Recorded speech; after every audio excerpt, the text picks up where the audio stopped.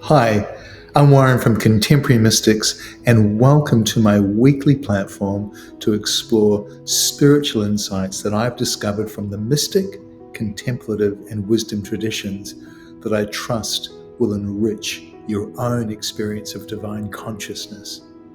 There's a story about a young woman who was sitting on a bus reading Scott Peck's classic spiritual book, The Road Less Traveled. The passenger that was sitting across the aisle noticed her reading and asked her, "What are you reading?"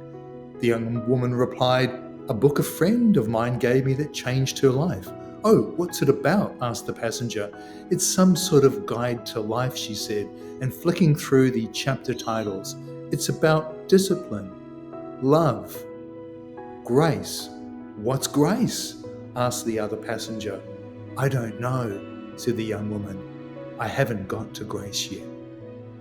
Like this young woman, most people today just haven't got to grace yet. To most, grace is simply associated with words like elegance, finesse, poise. Yet to the mystics, grace is an entirely different and transcendent phenomenon.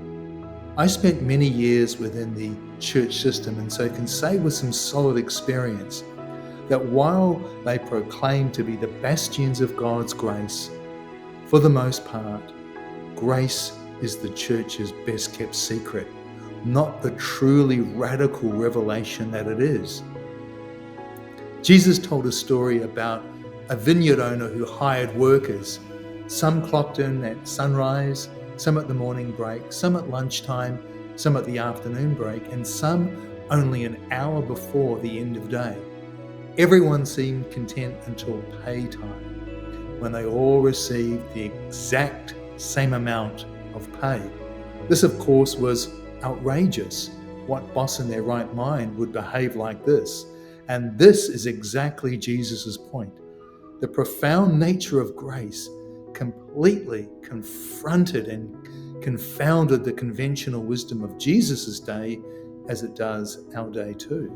Grace is such an extravagant, liberating, and transformative reality that it just doesn't make sense to our human minds. Scott Peck defined grace as a powerful force originating outside of human consciousness, which nurtures our spiritual growth. Grace is this unexplainable goodness that permeates our universe and is directed towards our highest good.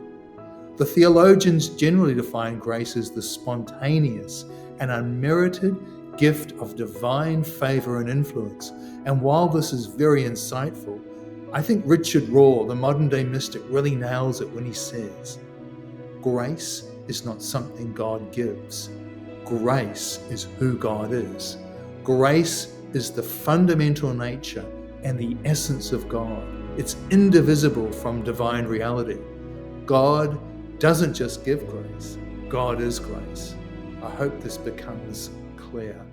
And that's why Saint Therese of Lisieux was reported to have proclaimed as her final words, "All is grace."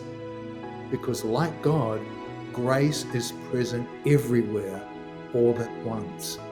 Just as fish bathe in the ocean, as the ocean bathes in them, we bathe in grace as grace bathes in us. Grace is an endless, selfless, overflowing, and eternally available presence to all. We just simply need to become conscious of its reality. And after over 40 years of traveling the spiritual path, I am convinced that without this grace awareness, the spiritual life is inaccessible. The mystics teach us that grace is entirely a divine initiative. We do not come to grace, grace comes to us. It's only ever bestowed upon us, and it beckons us towards divine union. Grace is unearned and undeserved by anything we can do. It comes completely free of charge, with no strings attached. Nothing in our human conditioning prepares us for its extravagant nature, because in our performance-based culture, everything is assessed by what we can or cannot do. Yet to grace, performance has nothing to do with it. And of course, this is truly a slap in the face to our conventional and temporal small self. The Buddha found enlightenment only when he stopped searching for it and allowed it to come to him. Once we experience grace, we are never the same and will never be satisfied with anything less than its presence.